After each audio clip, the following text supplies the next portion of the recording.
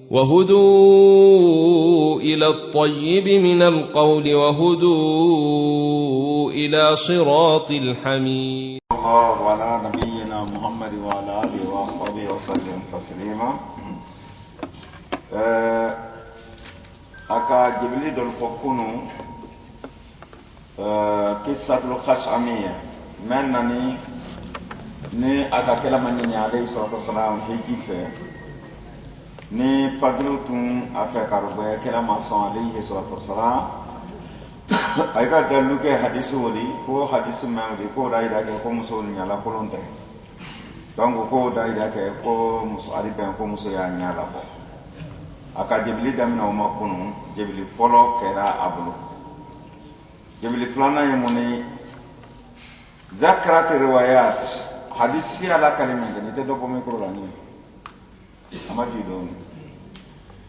riwaya be ka fo anna al fadla ko fadl qal fadlu ka fo lamma raha ka musumen yiminke ajabahu husnuha riwaya be ka fo ko muso dali nyumaya ko leno fadl makabakoya mais riwaya sima fo ko ala kenya ka makabakoya ibra difference amna dalila nyumaya o ka makabakoya anala kenya o ka makabakoya kelente nafra ko dalila nyumaya iri mo dalilo adali kanyi abolo ma ida lo asema ida lo aerobema doli re dali kanyi ko sebe men kumen sina ko ala bolo nala kitite ibrahim an maana ko ko ti ala ka kumbresi akun a ci ju aerobe ya kun odi no te dali to be kanyi bo muso tra nyome kanro asena boni ro fadulla sen yara lo ko muso ni muso dali nyumande yati ara lo abolo ma ko muso ni muso bolo nyumande men ni riwaya kelen tre ka fo ko kala kenya kama ka ko ya kenya de tesira lo na fo nyada kenya tesira lo na fo nyada otunu ka daludi ka fo ko nyala boni tre men riwaya si mo fo abeya forale ko ajabahu husnha muso dalila nyuma ya ko le ka makaba ya donc o taida lawro ka fo ko akanyai walam yaqul riwaya ma fo ajabahu jamaluha ko muso la kenya le ka makaba ya mo fo di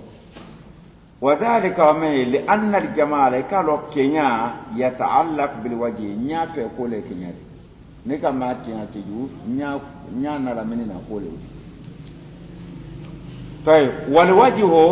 دمسونيا كان مستورا وسترا ننتري فالفضل فضل را جمال جسمها افر كل لا كنيا كوليه وتناسق قوامها انا فرمنا كنيا تناسق كده كنيا لا كنيا دليل كنيا ما فاصون te mo misenite fari be la kanya na kan ole tanasuk le fa jabahu husnaha okay muso dalila kenya wakama kabakoya famnad mumkin arisebena an tara anta mur'atan iri muso do e masara misali abuluma karitana sakati fi jismiha ala kanya ni adalilo ala bulu hatta law alaiha al-iba'atuha hal nasra la fani baya kan kabukala hijabu ya kan ne kenya la ro karogwe ko sebe atato elisa lona kafo musole men dalikani ou bien musole amase muso ya loro ayita fataqulu dafo ya akhi badima hadi mur'atun jamil jismuha musole ni men far ko kanyaka hadi mur'atu hasana men muso dalinyumane falaysa shartan afo mo maka dalikanyo tasratiri annaka tara wajha fubira nya kolola de yote wa jamalha ou bien bila la kenyai arad thalis jabilis sawana abra flake hadisi wa ma flana no fredo anya jate si an kuno sa annal maranya jate si an kuno ko muso kanati kasfata wajhiha fa'ilan anya fo tinya la muso nya la bonin tre me falau kana kasful mar'an wajhiha jaiza nasra muso ka anya la bola ko di ben daiman kurei fil hajji wa ghairi hejiro bien hejite kama yufti ba'dhum kuma do yo falanya menka hejibe hejite ko muso ya nyala bo natun kerati law kana kasul mar'a asra nasro lasiri tremendo watila musulnya la bolindre gay dan ko di ben lama sarafa nabi sallallahu alaihi wasallam wajha al fadl esse kila tunna bulu bi fadlu nyala tunta bulu bi fadlu nyala de muso nyin nyalla muso bole yamane ne te dinna kiti be kalama ko ma anko misaliya do fokun woyen nyin nyalla ka ke oro kira ka lo alayhi sallam ni muso nyala bonin kara kira ka lo ka ko mente dinna kalama fadlu le man kan ka do be fi donc kira ka bolo bi fadlu nyala wulero na sorodo ka foko muso nyala botera asiri kuma taro feu kila tun ta bolo bi na nyala alayhi sallam baytu nasro heji de muso bate nyala boni ma anta men hadisi kan wolona hadisi muamen karani ambulo aisha ka fo radiyallahu anha asma wa faranin ka fo radiyallahu anha uluk fatima bintul mundir hadisi sabaw muso sabaw be ka fo kadu tre hijira ay nyala keni ne alkaramo gura chelu da faida nyala ke nay ka mo na to ya da nyada tu na du tay falu ban saw bi ya chey da fe kay da nyala bo hijire wa hakada kuma kilo le fana fole musola salido na ya sallay ro ani chey nyon da fe rondo chey da ye urakari fani ka nyala da sali ne muso kala sallala bonna se o be muso ban san ye fe men koto misri lani a chelu talu yela adi fani ba nyala da asali nani na sama ay do franka daluri ko muso braka salla ko wa nyala wala ko braida ke ka fo ko muso kan ki nyala bo kuri bon donc si c'est na atresro muso nyala bo entre kuri ala la kila alayhi salatu wa sallam ta bulu bina kamera nyala ba ale ka bulu bidala ma bulu bidala dinga muso nyai tay lama sarafa nabi sallallahu alaihi wasallam wajha al-fadl كلا تنتفضل نعم يلما النظر كبوما في العلم إلى المرأة ومسمى لأن الفضل با فضل يعتبر ما فعل فنجاتي أكمنك حراما أدجاتي أكمنك حرام لو كوسو كلا كبلو بدي أنيالا لو كانت المرأة 24 ساعة كاشفة ناصر مسؤول نيالا كلهم كان كاتوس لما يكونوا 24 سوني تلي anyala kulun wajiha fi suq abraka loro ba anyala bo wasari abraka siraba ka anyala bo fi kulli makan abraka yusira da anyala bo kana lima yanduru al-fadl wajhi la yutabar fi'l haram fadl no men ka tun da ko haramun ni na kuma muso nyala fkenda mankan ka yeli muso hitabuna mankan ka yeli ni wota kiti kalama o ka anyala bo ile ko nyaro be ijote wo ko sa kare haram na asrodo kafala ko ben 4 heures sirama ya kono muso da nyala bo ko tara brake sira ka brake loro brake rosi esse atun ni fo fadr makaka haramun ke atun te fama لانها فرضا لو كانت كاسفه وجهها ناصرا nyala bobari wa nadara al-fadl ilayha fadluka muso mafle fasarafa nabi sallallahu alaihi wasallam wajhahu anha kila ka nyama ile makabo muso maka akana rugwe mana ha okoro muni worontu asra ladda hanin ko muso ya nyala bo fadlu ya foka oro bela kila yi abulu ke fadlu nyala oro arike ko me fadlu to nyani ne kila bulu alayhi sallallahu awdaida annahu aslu burma la yajudu an-nazar maflal tabe ila wajhi al-mar'a ka muso nya forola mafle o tabe ne nya sunsuma hatta law kasafa min ghairi qasdin hal fan brabo muso nya la ka mala ulama man kan nyala anu wo hijabuti do soro sen iri wasoro afrika do abra fem bo anyala e da ro be yi ko ala hijabuta anyala ba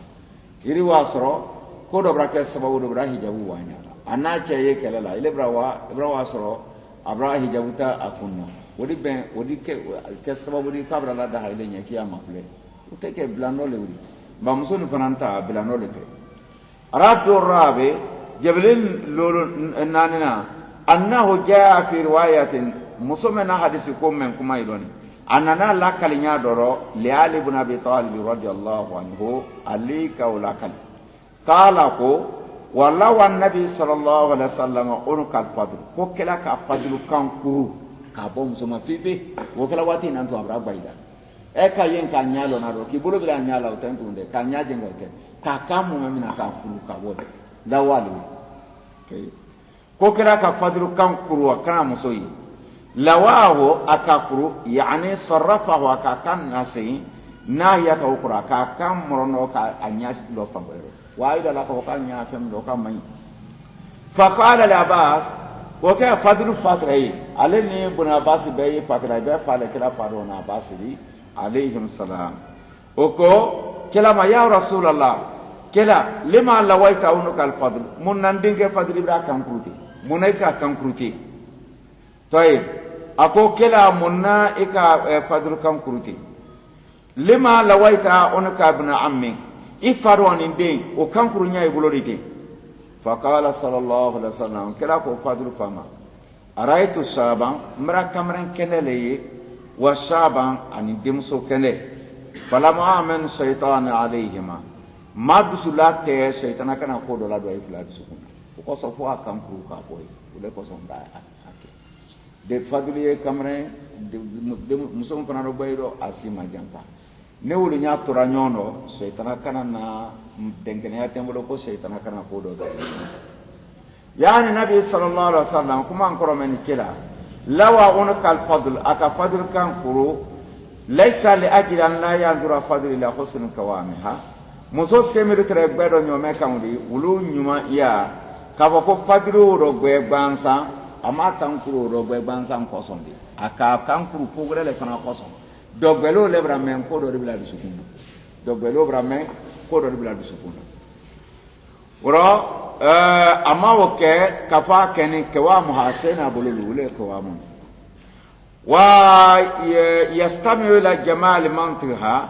fadru ke ki turmalo muso kuma kanyumala kuma kan kadia kala manyinyala kala ma kankuru don koson وإنما كلاك أكانكر لأن الفضل أيضا فضل فنا كان جميل وترى كمرن كيمبالي فلم يرد النبي صلى الله عليه وسلم كلا مالني أن ينظر إليه الفضل كو فضل يدمسو مفلي أمان على نيني كو دمسو يفضل مفلي bon وبراك جبريل لورنا ني حديثنا إننا رد الخامس جبريل لورنا وهو خام وهمين كابون كاتم جبريل تولكان وقوي فانكاي ولا كما تلقى انا فحاولا مسوني غروكم مي بول يمن كنا كانوا في الحج ترى هيجي لرو اذا كان الفضل بن عباس نفضل بن عباس كرا هذا الصحابي الجليل صبابا من كوكان وهو حاج فنا هيجدين اي باللبس احرامي هيجي فان دونو بولو من غير زينه مسرشي تاكا masiri maka kan ni mora fo ko kamran nani abri do be abri braye woro ko make keji fani de tra aka kata pe kren siri ka kren ke akama tayib wal mar'atu musomen fanan nalene hiya sahabiyya sahaba musoli ba yeke slamari yekela ye bansan alayhi sallallahu alaihi ma foli ka ibraka sahaba ya titriso ayno andam ya yegbero akene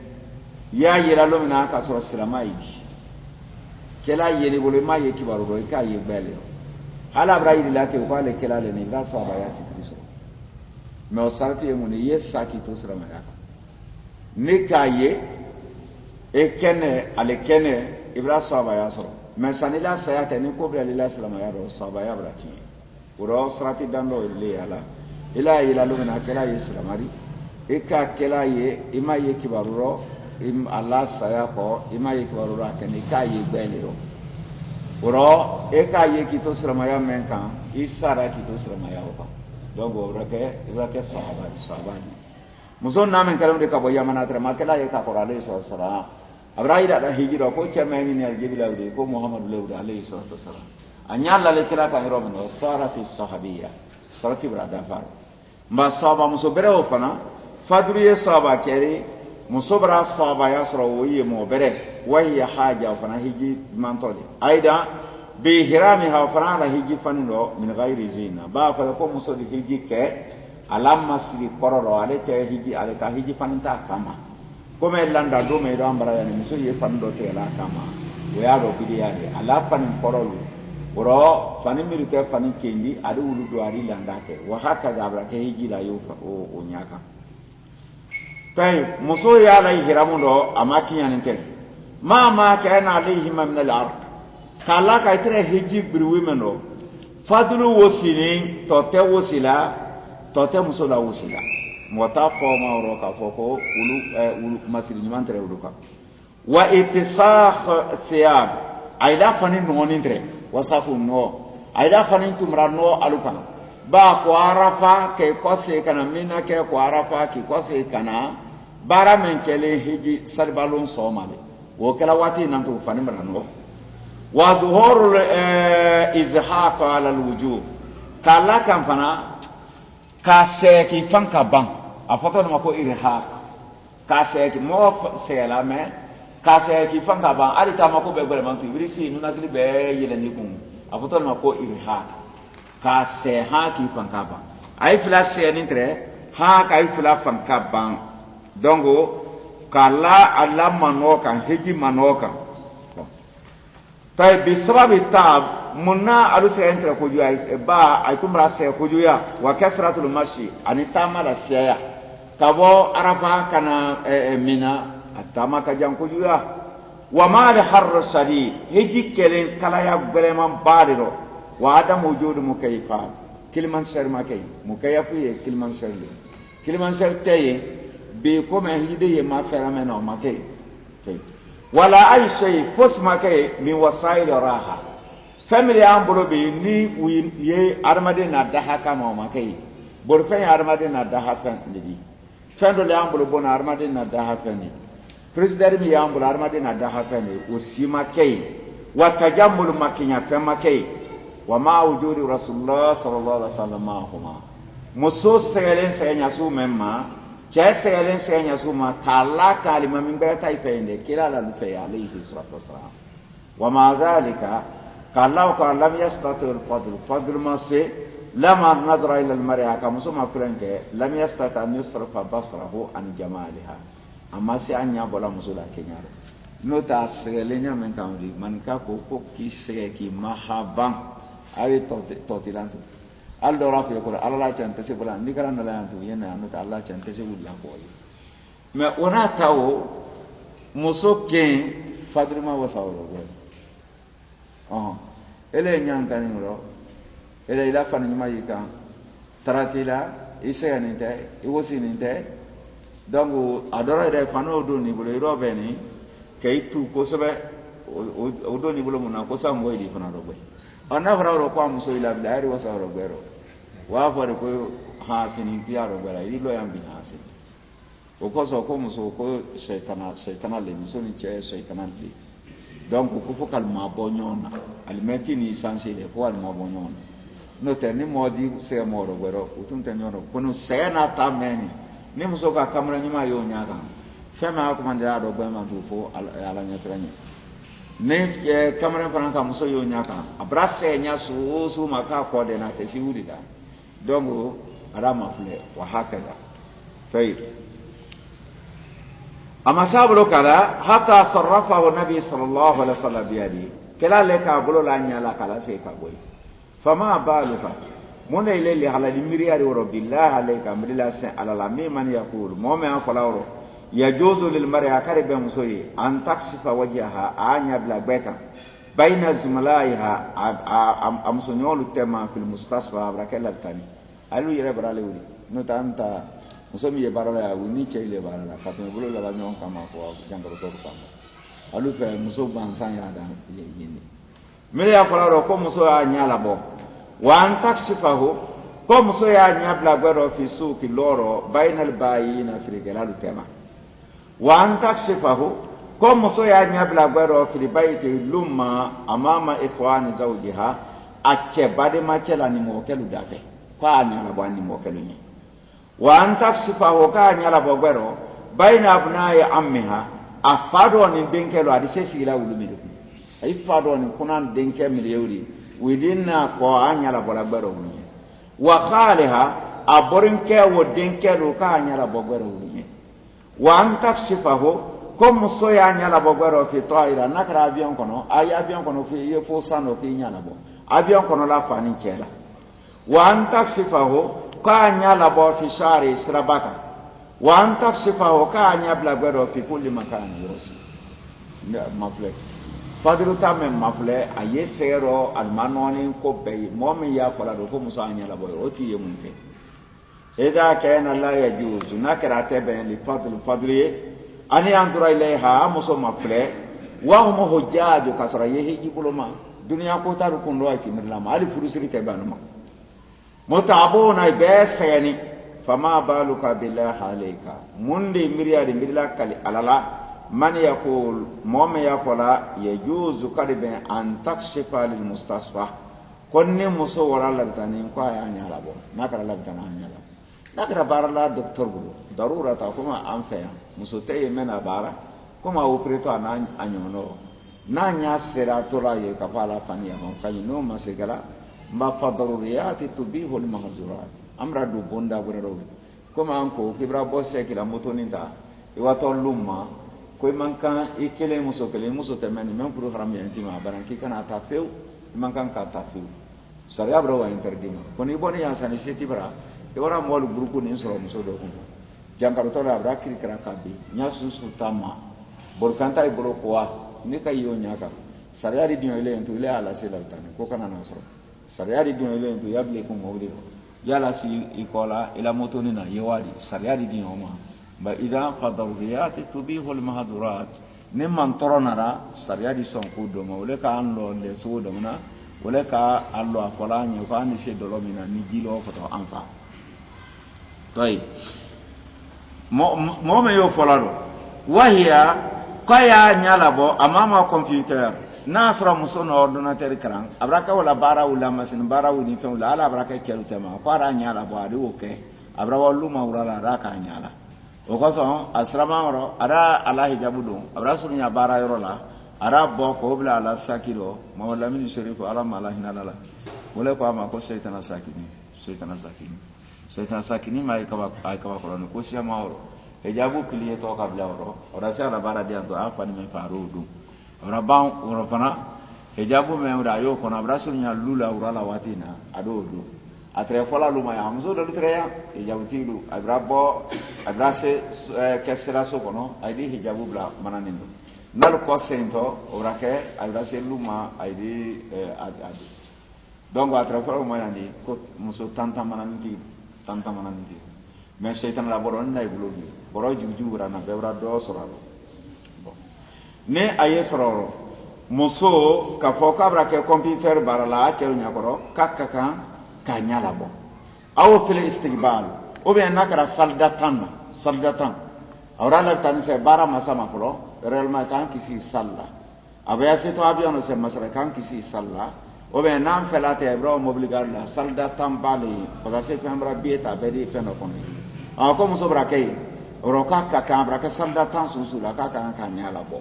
no woledu aw ghayra dalika o be rogrameno tekleni la shakka sigate في الحقيقة أن هذا أمر كل يحتاج إلى تأمل مكان كقول كروسي كوسوي مية كمالا كم سيعني على بويا على كروسي كوسوي تيجي سيما يارو ورا دلو فلا ميلو كم سيعني على بو والبلو كله دلو منا أبراكما وكابرو جيبي دلو سبانا لني السمانو علما دلو بمسرو مه السنوك بني أكادلو سبانا على داناي وكذا أنك فنكوني على سنا anka na dalu todi ad-dalil thalith dalu sabana ibulo kele dalu mena al akhir ne taliban men ale no men sebala imale taliban ni min adillati ka bay dalu samana wa ana ni an nanyin ko meni al adilla dalu miye allati yaksur taruha ayatrami bila la mol kanso ayatrami bila la hijabuti lu kanso no sabaw le talaro o ile bra fote muso na nyala bo hiro ile bra fote qur'ana ya dun ka fote ile bra fote ayeti aye ba dalo do ifana ye ni ayla duren korokoro luti ay be fana ntaw do kalama aye turami la filla mo kan so min kibalihim kabalu yero ba wayla istadallu bi adillatin ay kay dallu ke dallu siamaneri laysa badu amasora do yere malon te mol buru adallu do yefano ni nara do di ide kuma do yare handri taala fi ko mo di so kali dallu di ko muso ya nyala bo أو لا يستحق الالتفات إليه ومن أين يدلوك دلو دي موارد تسي كوفنا لما أتبع إلى موي كوفنا ما دلوته لكن هذه الأدلة ننو السبب من فوني هي أمرتهم أي بلوم الله أوليتي أي بلوم الله سبب لي باورو دلو سبب نومني الدليل الثالث ما وحد سلري رواه أبو داود كمان ناكلي عن خالد بن دريك كمن راوي ما خالد بن دريك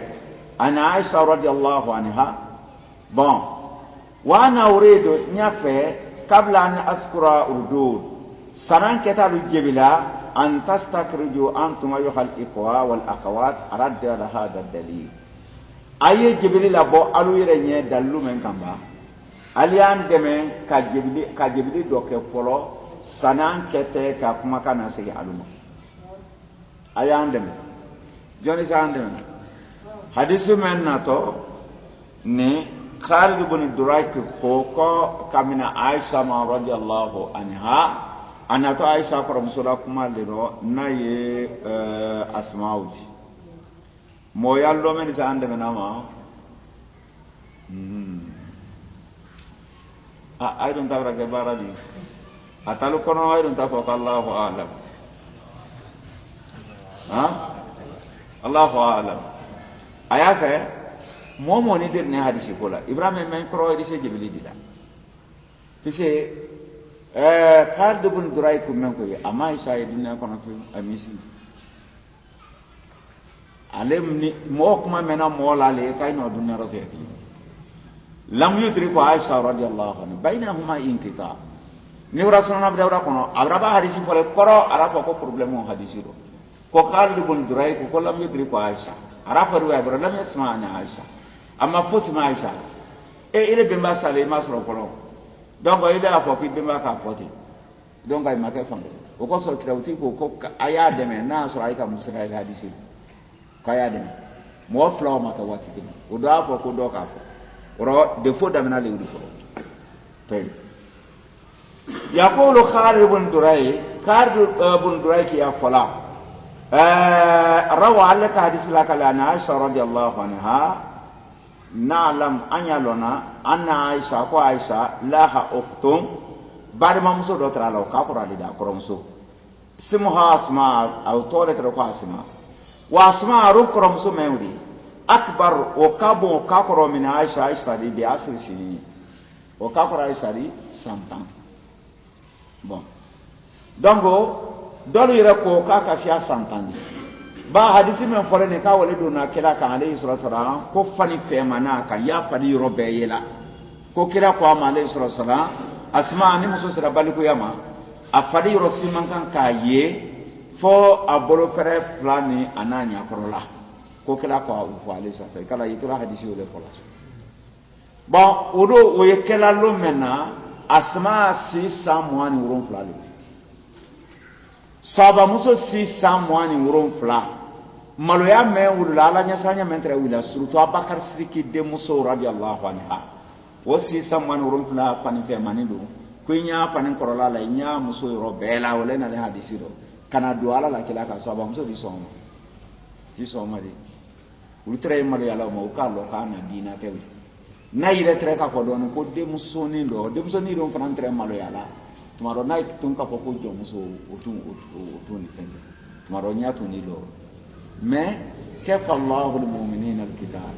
hadisi le min alifihi ila ya'ihi amasahat bise menno ala kari lam yudriku Aisha radhiyallahu anha amma Aisha ma ke watikiri tayib ورا أسماء موري وكاكرت عائشة دي سنتان كما ذكر إمام الذهبي ويو فلانيا من كان في ترجمة أسماء دوسي فودي أبو لارو فوي ورا إمام الذهبي كتاب بره فلالي أبو نيا فيك أولواتي له أرفضو ما كو تذكرة الحفاظ مجرد سبالي woro mujaradu fla woni fanka ba mo tola rawi susu ibra tola bu koro ala kubra kenyan karafu mujaradu la bansa fahrasidu ani mo bi to yesu kleni u kawla nay mo teslani ala ko fi ala kitabu flana a foto le ma ko sayra alamun nubala hankili mam ibra temen dunya kono ni mo kan ka ula histoire nyanyini donc wo ka ul temen islam en fe ko yiraki kaba ko kitabu ba donc wo kitabu men yewri ibrahim to la bo ala yena la fami dini ko bilal ma hadisi si amana kadi saba meno mena kadi lu meno mena kadi adi beta damina kadamina kila ma alayhi sallam khulafa rashidin al asr al mubashirin bil janna adina wulutuna ari bantu atop pentu kana do ha tabi nay do kana do tabi nay do kitabu ni mamba même makaba ko yano beri asanta akonati fule makaba ko yano beri atobra to ka boye ko ka wontro ta ka son ko donc ay konakri ne re ka san konakri lisi pise kitabu fen ni mu jara do yiri ka ya dal ma fo ko yasana mamula kala ne alame kuna dia ki ben container na ma fi sabilillah woro nala mi be odi a pese saraka si asongo da anfe yamolu ya commandé ko liban fait direct ou bien misra en fait direct donc il na soro pese li sara aviation na yi wo kab ni ko fale o kasi asongo dia o ko so kitabu fen na bra mo jara du tan ko bo halima sai fatul bari nunu fen be ne ka taba salafiya wole ko no tesoro na an ka wole dron san saudiala note mbrawo konakri ko tan kitabu kuma do na sangana mujala digiri ka mbrawo konakri ko tan wole dumaila na fo kiyasa kitabu santa la inde irira so hamina ali ya masoro woro kitabu men fo kante ka kuma ni asma la fendo aye abulu aye konakri santa yo konakri maktaba islamiyya la bon me avaria misrila me avaria misrila ayi ali ne ka men samu de ayina na ka jiju do ke flari ko bla carton fon ka do la se do pise o tale menno o da kuru mrato ay te sai la wori la bona ayi ne pa ya te banyo come ana lo fe sabati dite ya sanawati na yo pri le fon ne ka san wa ke men e kon te wa ka dan do namro de ko ya la siwa ba la gilale bara arase wa come sin biba abra ke kemen swadi ba ana lo fe sabati dite ye kanate la do ila kiri kuro nyamenga moti kanate an bole saudi ala ka fendo ito pri meno ha sini yo pri kire na masansi ma an fe ya lo fe te sabati no koni ka san kemena akitabu shufla bakile kele men to kitabu do nka wole sa no te do tre mbulu ka ko طيب comme imam Dahabi ko fonya men kan rahimahullah donc ala kitabu kono men sayra alam nubladi mo brebre milu temeni wala dossier de la madani abulo kitabu menno ayro juma ka hadith mina an Khalid ibn Durayk an Aisha radhiyallahu anha أن أسماء بنت أبي بكر عائشة كرمسو أسماء دخلت على رسول الله صلى الله عليه وسلم كودونا كلاكا وعليها ثياب ركاك فاني فين إبراهيم دوي فاني بريا كرو ويه عائشة كرمسو يعني ثياب شفافة فاني فين شفاف فاني فين تصف عن داخل جسمها ayela kina mali kela afari korola be fanin korola be esi modi o nyom fa bakar sirgi demso a fani be nyaya wurula nyaya robe la fani feni kuma juye le qalat ko musuko ko kala kan yom kana nirum bidan kele farada anha rasulullah sallallahu alaihi wasallam ko kala ka ko do wa qala kala ko ama ya asma innal mar'ata kalo muso إذا بلغت المهيدة نسل حيدا يما لم يصلح تبع أن يرى منها كيروسي إلا هذا وهذا فابل فرني أني أن يدلا كل دون كان كاي وصار كوكلا كريالا إلى وجه كفان يدلا كرلما إلا هذا وكفايا نبل فرفلا كرو كريالا ولما كو كوسو كوكلا إذا كفوا عليه الصلاة كونيا دا نبل فرلا يوك مسيمنا وبيت بني hadisi doy fukelen ne soal nyen nyale sise hal yu kal modi sa hankili mayala anna sama ko kala bi musa asma ma radiyallahu anha lati hiya akbar min ka qara min aisha bi asr sinin santana tarkulu rison dona fanin le bulodi ala uqtiha badima muso ka aisha wa zawju uqtiha nabran ke ka badima muso che wa hiya tartad thiyab shaffafa wori soka fani masiri ko ke birin kani ko kikan fani men fema kujuya tasfan daqli jismha mandi a fani korola a fadi be lankere ma modi hal yu qal hada modi so hangli tala idafa kalakan fana idafa kalakan ila anna hada alhadith kalaka hadith min dhaif aslan asl bul ma hadith as-sahalinte dhaifuli men kala bo anna sunna kitabu do wala ya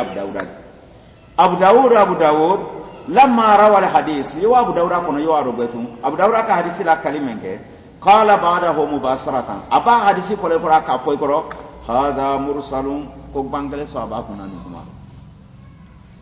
ba ko hadith mursal li khalid ibn durayk lam yudrik aisha ma aisha rasul dunya ro ala fala ko aisha ka foy o tegale mu wa thaniya kala kan kana problem kele newri aflana fi sanadi rajulun chado ya sanadulo chawo tori ismuhu sa'id ibn bashir mawdi abu abdurrahman al-basri wa huwa dhaif hadisi tilu banu maula hadisi tekala hadisi sahih dole le ka foko me mahadi ka foko watu imam ahmad ko fo donc abu hatim razi ala no men ke hadisi ko selade o be ka kumara chemena ko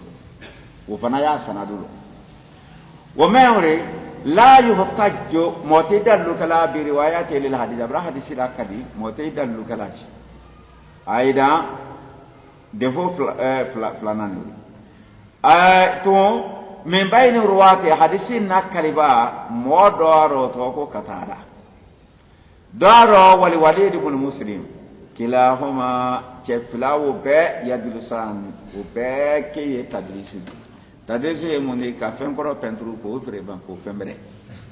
ka wiya nyafunya ko nyima ko o ke ko men tunyale karamo ka daifu ko la kuma fo ko ke ko men fanka mala foto le ma ko tadris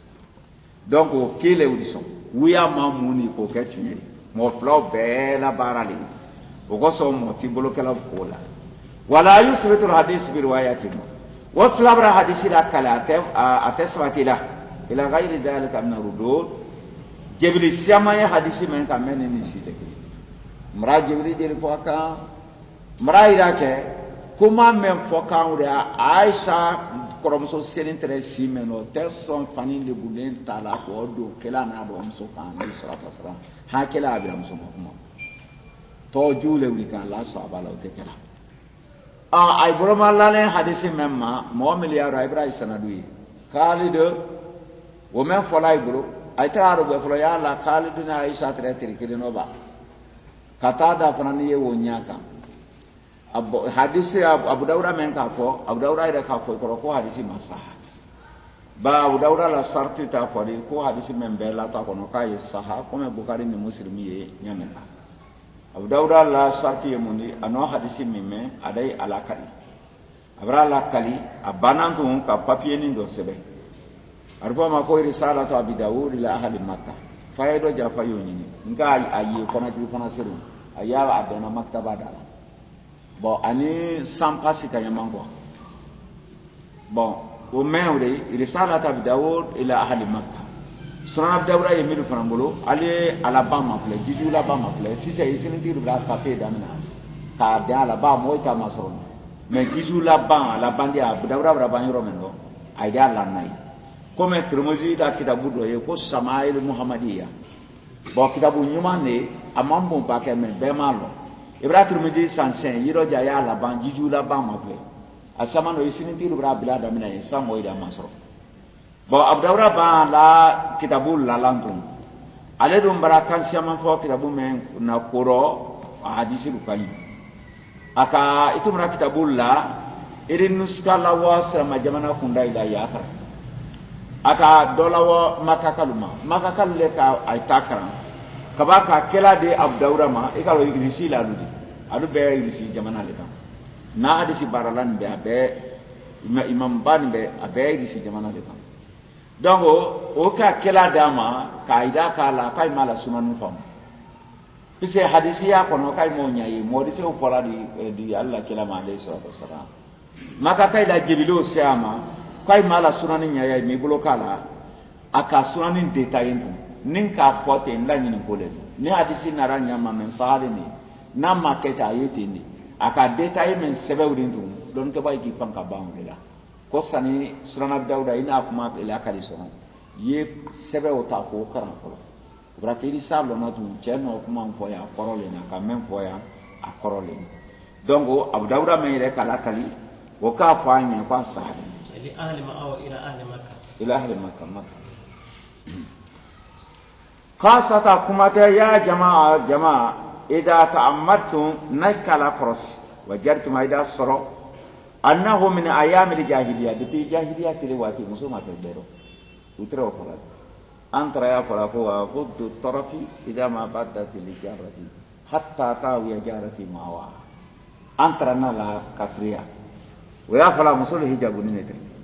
عليه ato masre do yemen ni siro na bora kenema woto sira la sen akasi nyo muso donne ala hijabu tementoyi ale dia bolo bira nyala ha muso yitunama ima ado luma umi atunama ka alama le harje muso do bela ay wasula wala situ sarau kono jahiliya tele wati le trewti kala kan fana hijabu da na de fi mi bada man tele ali sira la wala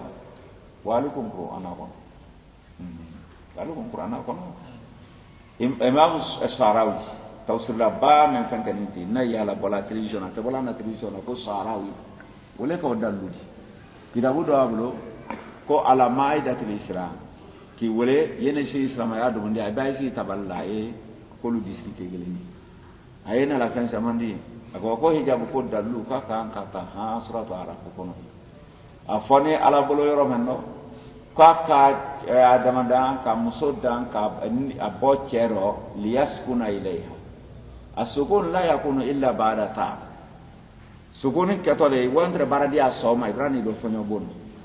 ko muso qur'ana ka fo ko muso le blale bona muso te bola de chele wala abrase so adini do fonyo muso fe arafo ko na to ko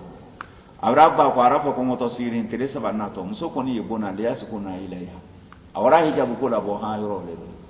orana fara ko hijab ko tra jahiliya telero an no lo mo masen muso do ran ka wati kal bo hijabu da dina tariku tayib odamo karatre min ayam al jahiliya kana al arab arabutum karaf al jahiliya wati yaharsuna itran innatala ala tasattur al maryam musu tara mo sita fe muso bobero anka foya wolona hali muso to fo gbero mo yi muso to lo betra yina lebu وتكتات وجهها البتر نتلا كاي مسو نيادتون وهم في جاهليه كايتو الا جاهليه فهل يوكل موريسا انغري ما يراورو ان اسماء كبكر سركي نيوندو دي مسو تفعل ذلك ويسبتل كسو كيف فنسران تاندو ودو كلا عليه الصلاه والسلام في الاسلام سلاميا بانكون على جاهليه لا ما كمن كلا حتى انه قال شاعر ha donc lalako wakari ara murata ka muso dole ye kayanati tamshi muso treye tamala wakari qattati wajhaha abranya datu bi kimariha ala kuna bilila muso nya datu ba aleka muso ye wala nya ka jahiliya tiriro ay troro fasakata al khimaru nya datu nambira muso ala kuna bili bora kuna fonya di dora ke nya ka ko ba kuna kabi an waje ya bora nyala an waje hadil mara hiya tamsi kam soto tamal fan hannat musoki mabiri ala timar kala kuna birita tal taktuwa biadi aw ma tamana bulula me wari ajli sa an la yara rijal wajha sa chalu kana nyayi qattati wajhaha biadi hal ukra ka bulu do bi nyala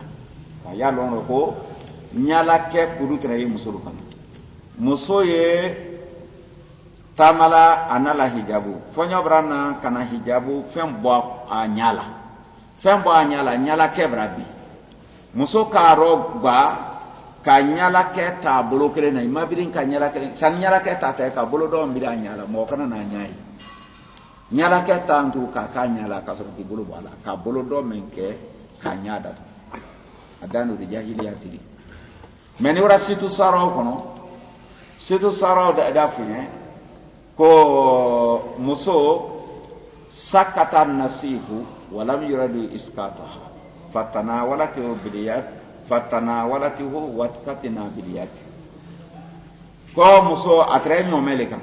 atore nyomele kan fonya dona la nyala kero nyala kebira akonoro firidara masoro ka taji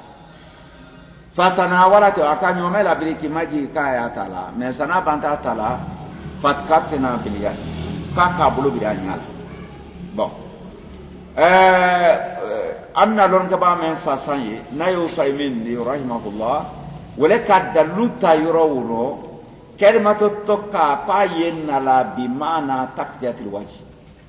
suratul ahzab kono afam kale kala musallastun ka hadi minan nisa inat takaitun igala anyo fasada kona isiana lanya ko kala nya sanya tedi nay kay so hijabu ko makanya datu ayni musosite men nay manya datu ndo ayni français musoni na la taloni ayni o yegele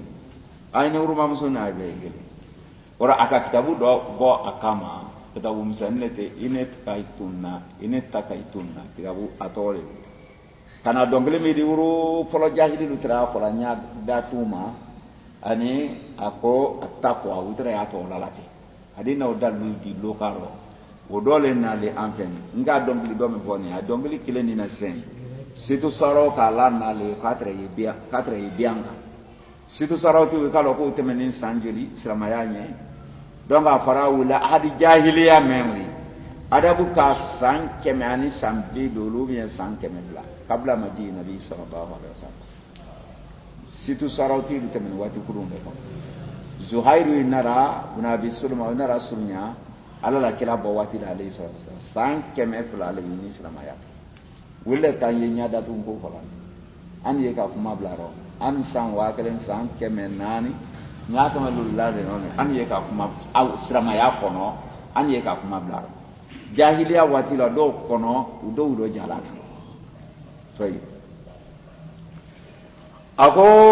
muso ala kuna bira ka to tamala fanahannat kimaji ala al-qimar ala kuna biri ko ka tala tartakto ka matmona biyadiha abulu kelena ma tafa sania bante tala moya nyai wala ajrisa an la yara rijalu chalu kana yelike wajhaha kana nya korolanye qattat wajhaha akanya datu biyadiha al-ukra bulu doke kanya latu o koso donc lala men nya traro فقال الشاعر كادون باللما وقوما دهان لها امس تنبالي اكو سكت المقيت ولم ترد اسكاته فتناولته واتكتنا باليد ورا سكت المقيت فرمن كرانين كادون يارا نوتشيت سروكا فولكم مصيف علي بكر ابو زيد على كتابه دراسه الفضيله افنانين كفولكم مصيف يمودي جلا nasifu ye jalali ago ala fankrani kake jalali ubira walam turidu iskata amala ulama kala bede muso abara tafek moya nyai amala ulama kala bede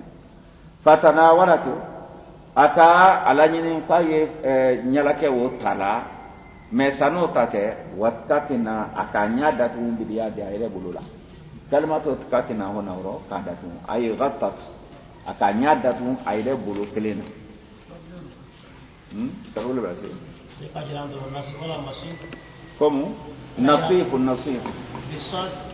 بالصاد mana ni ya jeda kuna wakai ina mana ni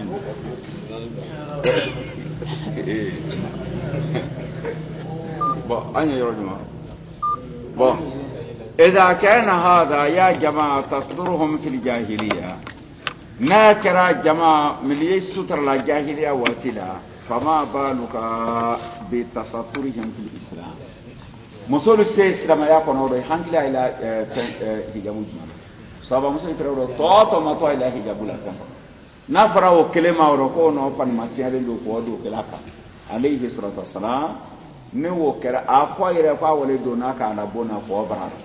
me ka bo fo abra ko abranke bra ko fan ma tiane ni no fora e kan ka lon ro ko hadisi me du bodde ko ya bon aleka jibli saba men soro olendi mais hijabu tres rama musulu kan depuis wati wala hijabu bondu rama jamana liya bo ma soro ni mun amma qissatu naz'a al hijab hijabu bo musuluma ذكرنا أيها الإخوة والأخوات إن كفهم برما كان برما مسلم وأيها المؤمنون والمؤمنات مؤمنين مسلمان كمان يا من تسلمون لشرع الله تعالى ألم مليا يقولوا على الشريعة أي صني على الله حجابهما أو نحن جميعا أو بهم بلادني نعتبر أنفسنا من المسلمين بين يركلك الله سلمان دوري الذين نحن عبيد الله أن ملي على الله جندي تعالى والعبد جندو وما يملك أن يجون تفهم مرا لسيد جندي تعالى بريد نفر على الله جندي أكوي مسو كتي على تالي لي أتالي مسو أكوي دين كتي أتالي لي أتالي دين ورا جون أنا فهم مرا لا بي على لتا لو يقول رب العالمين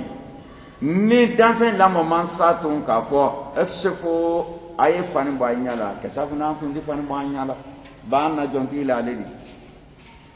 kaal mɛ a ko lɛ ostoro a ye muso ɲɛ sutura satarina o le k'an dɔ sutura la baara su subira k'o dɔ mangoya su subira k'o dɔ muso la juguya tɛ fadenya bɔ kaɲa tɛ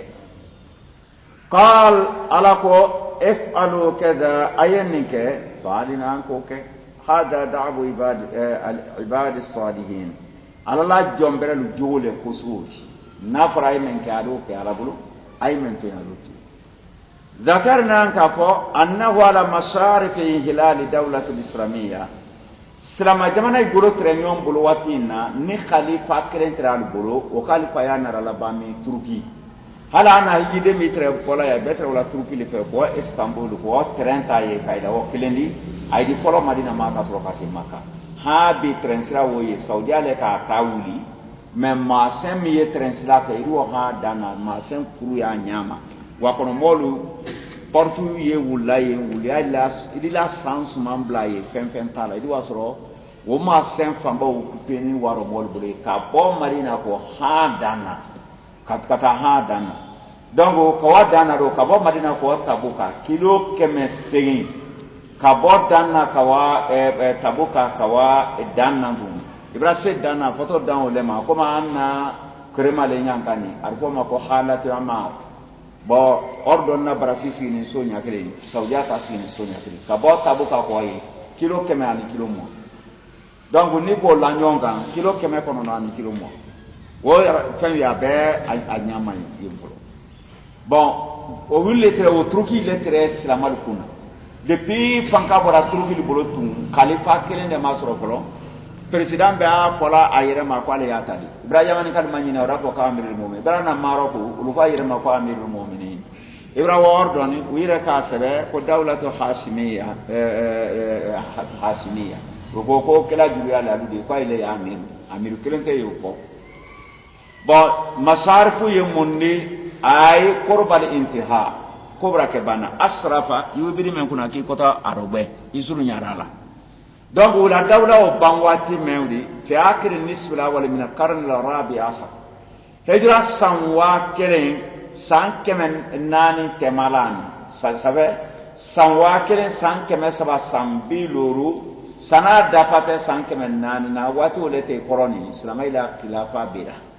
ikalo ka kesani no taal wati la ke problem tumrata we islama jamana lu kan betre fene mabena kelebra wuli yorodo aidina yanu bero islama jamana ari talike ko wati bon o wati masrunya sa lamma dabbal istimar koloni sanson ki fufum men ke ka don li bilad al muslimin ki fufum ka do islamal qoro ay la jamana ido barat nisa ayera wala kontu musu bradamna like taxi fan wujudi inna aye fan bola dunyala ondoro ila suwar ama platu photo me taro wati la photo ma platu ra photo wul ma fle ida yoko musu sutra dendre ida jamana sina musu yaro fani baya be ma ite rosie fo muso mi no nyala bola kilin donc kitabu doy ni ko ke photo be masro al harb al alamiyah al ula wa al harb al alamiyah al thaniya guerre mondiale folo telendi ala banini ako selemi guerre mondiale deuxième guerre mondiale ako kelendi atelen ku nyumama mba hali pomi tiena be photo yi sekeni rosi abe photo yi musolo bruce goni rosi ay bolo la nay ko aye kule la kelebra do adukan abe donc mujara du flale numéro folo الحرب العالمية الأولى فلانا الحرب العالمية الثانية يعني من كتب الثقافة bon iri wa photo nun be soro kono ida ko ja muso nyala bo samburade jamana siya muso itaye ko muso do warankani agbelen ya ko ti to yi fi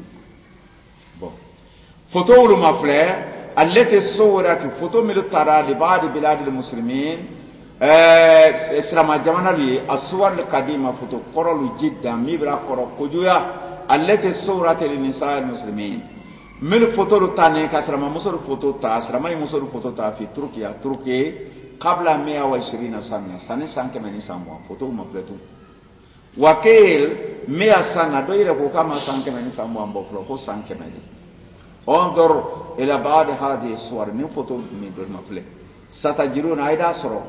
ان هذه الصور من فوتو تصور النساء ari musoro foto ta wa honna mutanakiba fani kala be nyala ida ya be nya da tin muso gurugule idi salo na muso ina me ida foto ma fla be it la tajidu abaran ita sura kono fe anna tilka nisa ko musulu konna yaksifuna wujuhihinna kaitra nyala bola bedo to sura kono me awal sahami bien folo men fili ni islamaduma bien folo men fili ni islamay ma sai muso idi hijabu bla بدأ دعاة مؤمن يدعوى لا كفوكم مسؤولي هجاب بوبلا للسفور الوجه يكون يبلغ بيرو كما ذكرنا أدمنا لا في الأرض الحبيبة أدمنا لمصر مكا جماعة بلوماتين بيتر يدينا ولا يندكو أقران كيكا كيكا مصر مسؤول كيف نبلا لا ما بيو مصر مكا رجين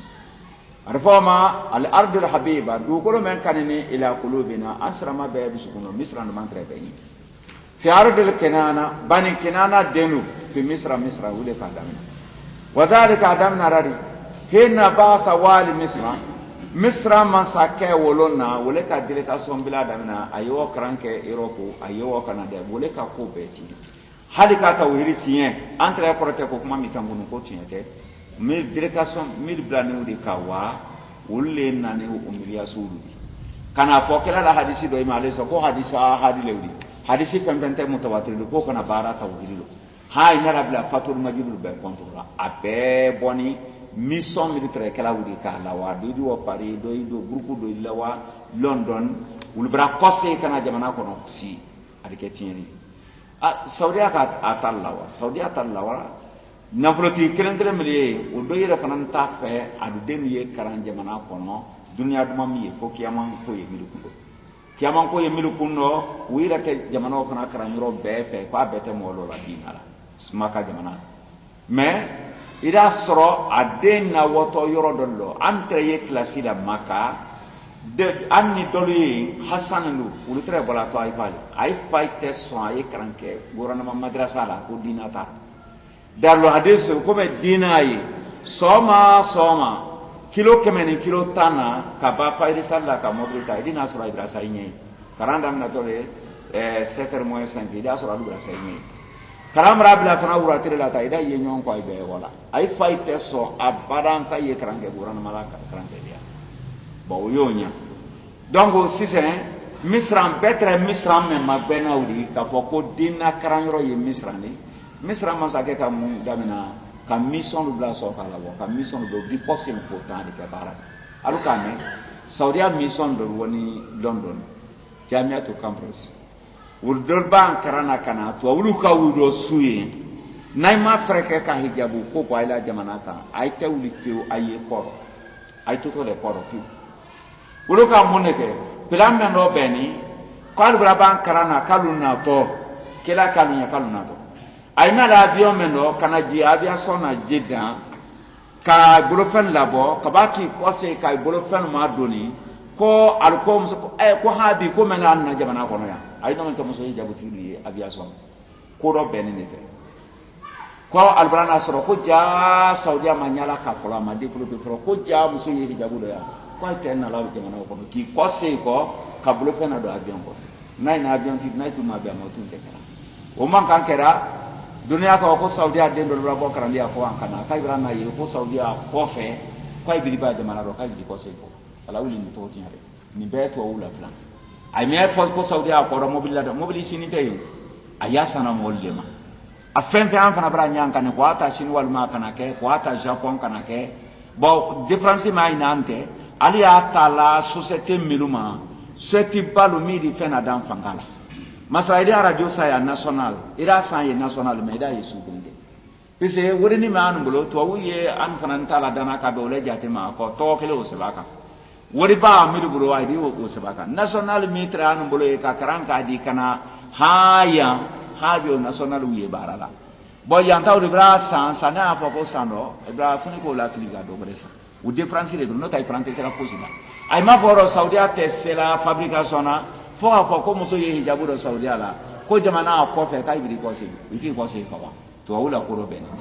ma direke o ko damina men kere misran bolo to misran wali bolo o to trade muhammad ali basa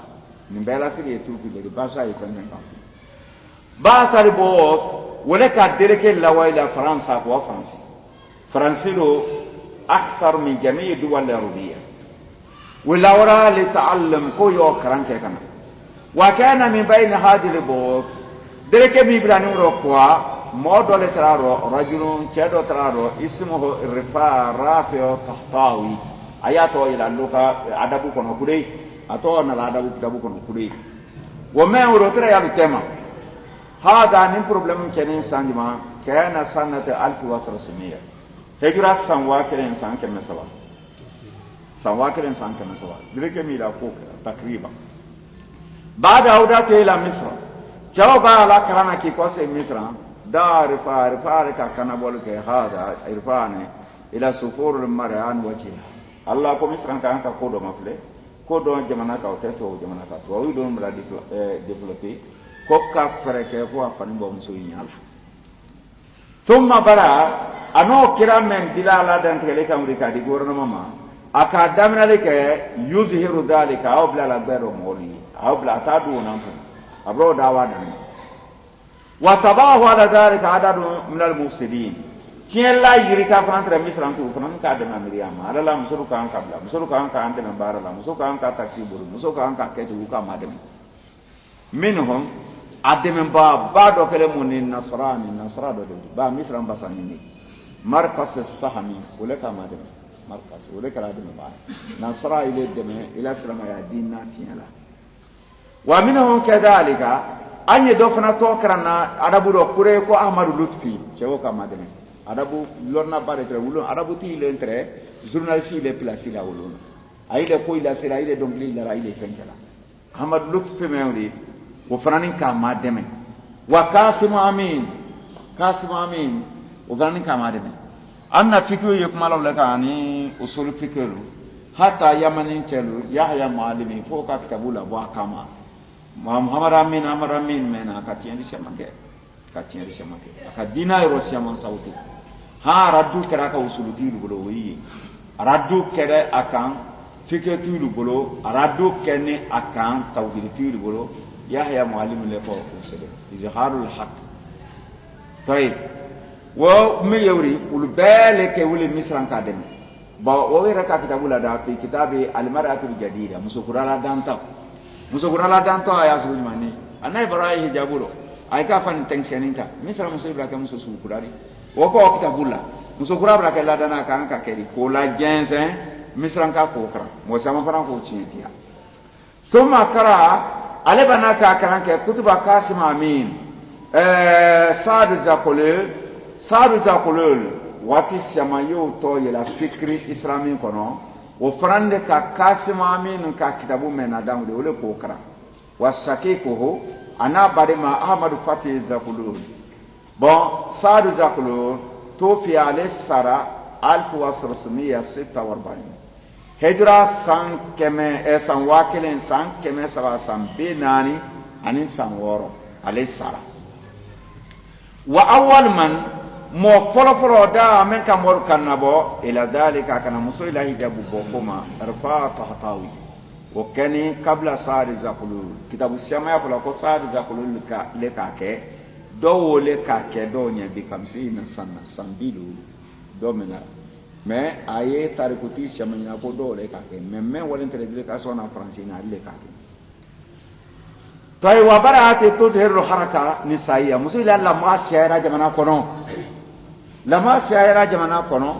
musolu bolo kal yere bol tela ka hijabu bla wol siyara fil qahira karire التي تدعو إلى ذلك كير من سكون لا ترى مسوي ولا كان حجاب بوم ظهرت حركة النسائية بالقاهرة ما قاهرة لم يكفتل لي مسوي لا لما دمنا ين دونك ودمنا را قاهرة كمول ولا كنوما مسوي دولة فنا كنين وسببوش تدعو بدعوة النساء كمريا كمسوي ولا لنظر الحجاب كحجاب بلا